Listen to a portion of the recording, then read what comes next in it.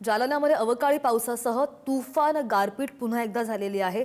जालना, बदनापूर, मंठा, घनसावंगी, भोकरदन तालुक्याला या गारपीटीनं अक्षरशः झोडपून काढलंय।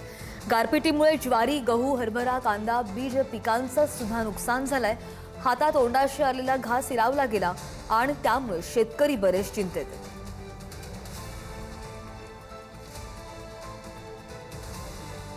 जवळपास बघितलं त्याला पान सुद्धा राहिलं नाही।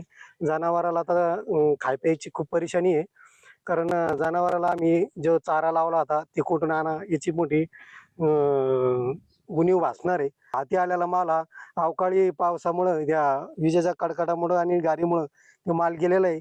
त्यामुळे शासनानं या शेतकऱ्याला काहीतरी मदत करावी एवढी शासनाला आमची विनंती आहे। इतका अवकाळी आणि सुलतानी आसमानी त्या ठिकाणी पाऊस आला आणि एवढा त्या ठिकाणी गाराचा खच पडला तर त्या डाळिंबावर एक देखील त्या ठिकाणी असणारं फळ आणि पान त्या ठिकाणी शिल्लक राहिलेलं नाही, पूर्णतः त्या ठिकाणी उद्ध्वस्त झालेलं आहे।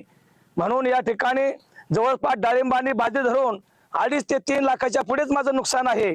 जवळपास 4-5 लाखाचं नुकसान, डाळिंबाचा भाव जास्त असतो म्हणून डाळिंबाचं नुकसान जास्त आहे।